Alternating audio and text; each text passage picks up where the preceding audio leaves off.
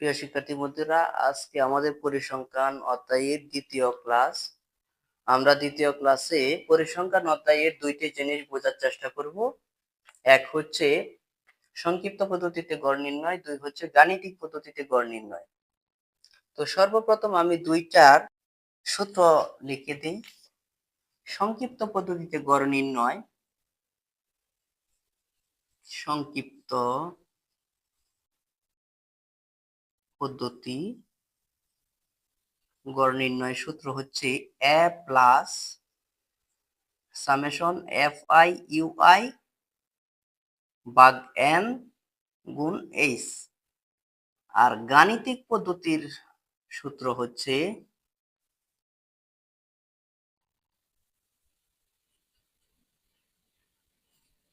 Summation fi xi divided n। এই দুইটা সূত্র। তো আমরা এখানে দেখতে পাচ্ছি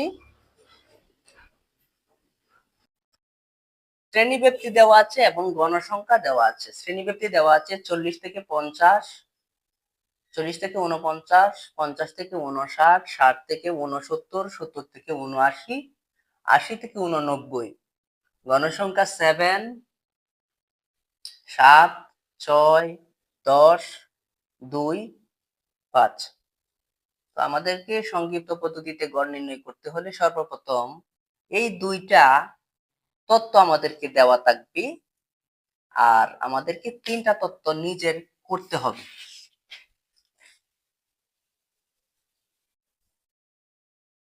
সংক্ষিপ্ত পদ্ধতি।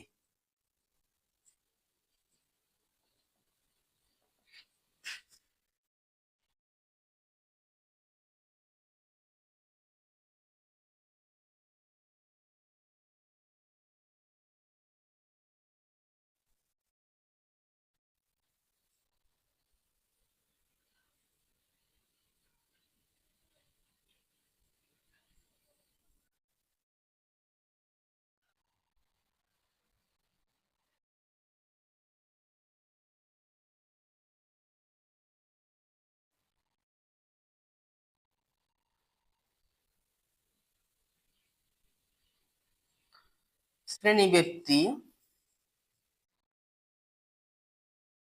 শ্রেণীব্যাপ্তির শ্রেণী মধ্যমান।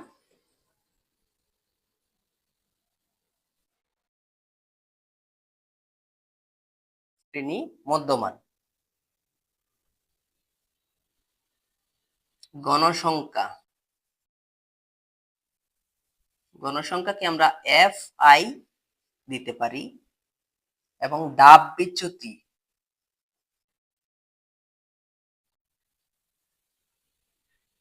ui, ধাপ বিচ্যুতি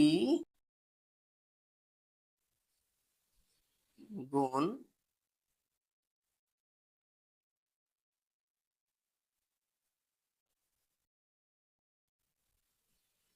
গণসংখ্যা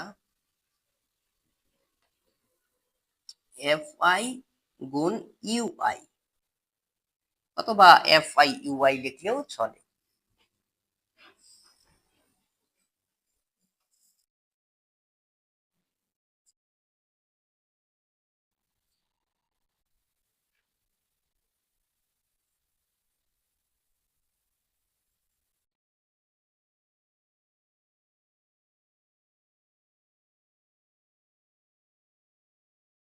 এগুলো আমরা এখান থেকে লিখছি, এটা জাস্ট ওইখান থেকে লিখে দিচ্ছি, কোনো কিছু আমাদের কি করতে হবে না।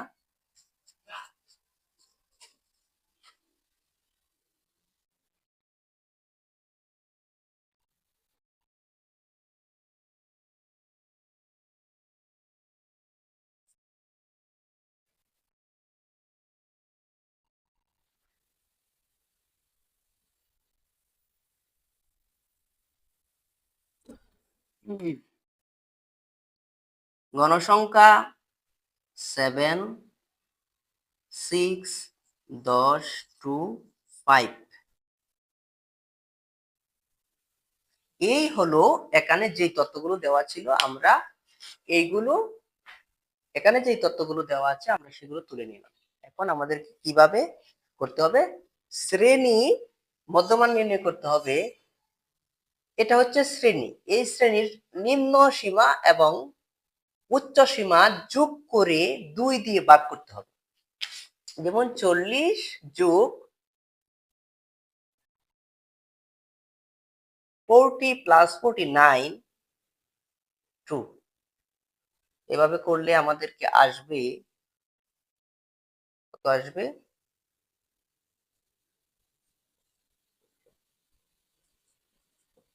এই হলো, এটা হচ্ছে মধ্যমান।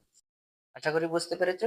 এটার নিম্ন সীমা উচ্চ সীমা যোগ করে 2 দিয়ে ভাগ দিতে হবে।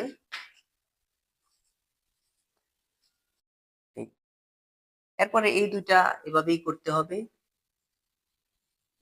এত আসবে। ভিডিওটা যাতে শর্ট হয় সেই জন্য আমি এই এটা সবগুলো মান আগে রেডি করে রেখেছিলাম।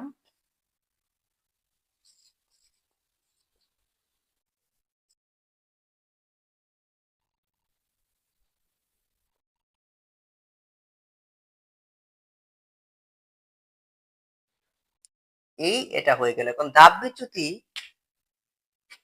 একটা সহজ কৌশল আছে ধাপ বিচ্যুতির জন্য। ধাপ বিচ্যুতির একটা সহজ কৌশল হচ্ছে, এই যেই কয়টা সংখ্যা থাকবে এটা মাঝামাঝি একটা ঘরে আমরা শূন্য দিব। তো এখানে মাঝামাঝি করে এটা শূন্য দিলাম, -1 -2 নিচে 1। এখন যদি এখানে আরো অনেক গড় থাকতো, নিচেও গড় থাকতো, তো -3 হতো, -4 হতো, -5 হতো, 1 2 হয়েছে 3 4 এভাবে হতো। এখন এখানে ধাপ বিচ্যুতির সাথে গণসংখ্যা গুণ হবে, তো এটার সাথে এটা গুণ হবে 7 গুণ -2, ক্যালকুলেটরে দাও, দিলে হবে -14, 6 গুণ -1 -6 হবে। 0 সাথে 10 গুণ দিলে হবে 0, 2 এর সাথে 1 গুণ দিলে হবে 2, 2 একে 2, 5 দুগুণে 10, সামেশন fi ui। দেখো এখানে এই সবগুলোর মান কিন্তু fi ui গুণ করে হয়েছে। তো সামেশন কেন দিলাম, সামেশন বলতে সমষ্টি বোঝায়, তো আমরা এগুলো কিন্তু যোগ করব। এখন যোগ করে আমরা সহজে আমরা কিভাবে যোগ করব, ক্যালকুলেটরে মাইনাস এত মাইনাস দিয়ে প্লাসের 2 প্লাসের 10 দিয়ে দিব, আমরা ফল পেয়ে যাব। তো -8 হবে, -8 হবে। এখন আমরা সূত্র প্রয়োগ করব। এই যে সূত্রটি সংক্ষিপ্ত পদ্ধতির, x বারের মান হচ্ছে a summation fi ui n গুণ h। তো এখানে a সমান সমান সামেশন fi ui সমান সমান -8, n সমান সমান 30, 10। দেখো একটা বিষয় বন্ধুরা, এই এ হচ্ছে কি, এই এ কিন্তু আমরা এখানে কোনো জায়গায় উল্লেখ নেই। তো এ কোথায় হবে, এ খুঁজতে গেলে প্রথমেই খুঁজবে ধাপ বিচ্যুতির গড়ে কোথায় শূন্য আছে। তো ধাপ বিচ্যুতির গড়ে এখানে শূন্য আছে। ধাপ বিচ্যুতির গড়ে যেই গড়ে শূন্য থাকবে মধ্যমানের সেই গড়ের মান হচ্ছে এ। মধ্যমানের সেই গড়, যেমন এই গড়ের মান হচ্ছে এ। তো আমরা এখানে 64.5, তো 64.5 প্লাস -8 30 গুণ 10।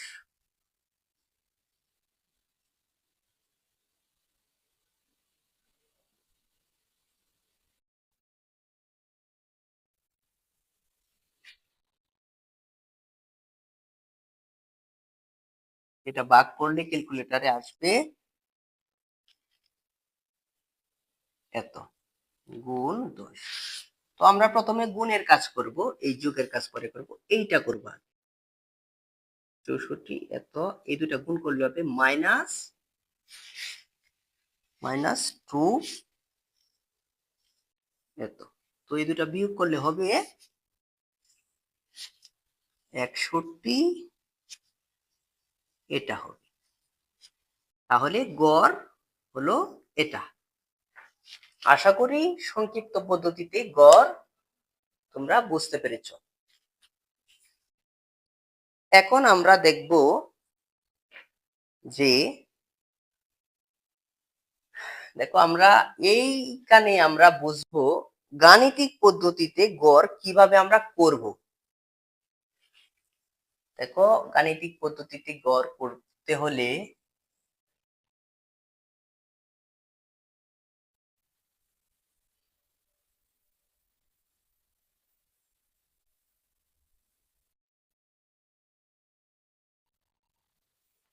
এটাও মুছে দেই। গাণিতিক পদ্ধতিতে গড় করতে হলে 3টি প্লাস 4টি গড় লাগে।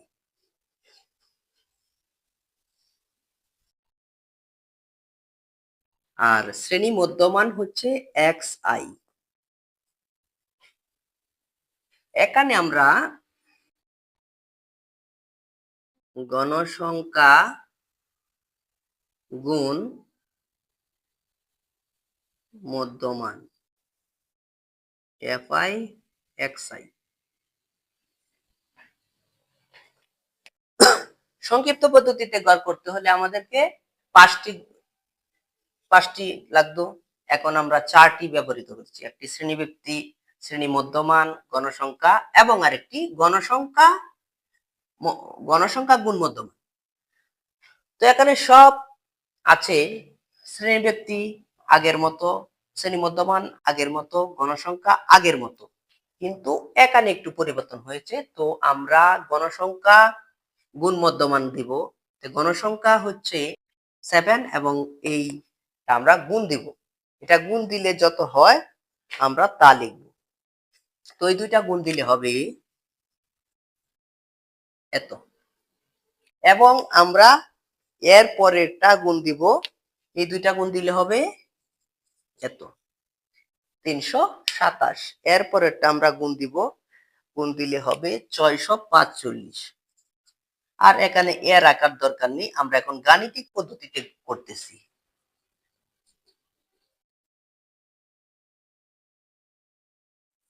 গাণিতিক পদ্ধতি গড়।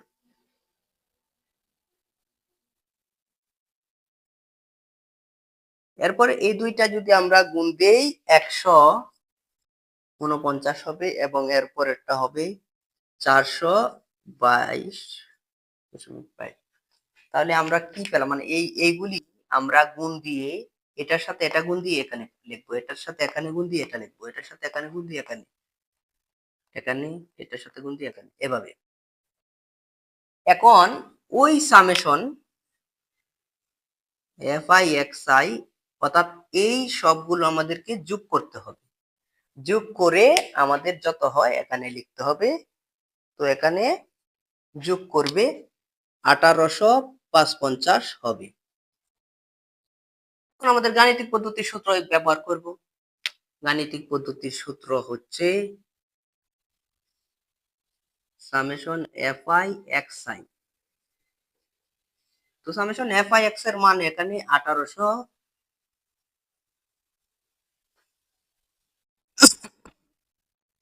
n, সরি n এর মান হচ্ছে 30, n এর মান হচ্ছে 30। তো এই দুইটা ভাগ করলে আমাদের সেই 61 দশমিক এত আসবে। এটা হচ্ছে গাণিতিক পদ্ধতি গড়। তো বন্ধুরা আমরা আজকে দেখলাম সংক্ষিপ্ত পদ্ধতিতে গড় নির্ণয় এবং গাণিতিক পদ্ধতিতে গড় নির্ণয়। এই আশা করি তোমরা বুঝতে পেরেছো। এখন আমি এরকমই একটি অঙ্ক তোমাদেরকে দিয়ে দিব।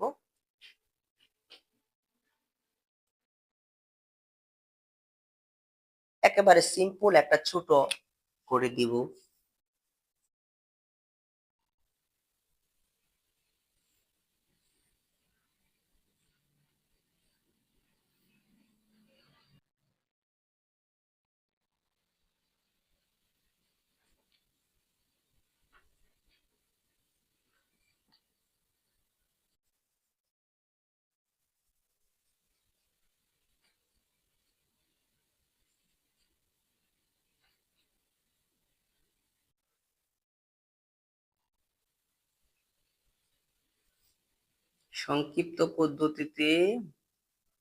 সংক্ষিপ্ত ও গাণিতিক পদ্ধতিতে গড় নির্ণয় করবে। তো আগামী ক্লাসে আমরা এরপরে এই পরিসংখ্যান পার্টের তৃতীয় ক্লাসে আমরা জানবো প্রচুরক এবং মধ্যক নির্ণয় কিভাবে করতে হয়।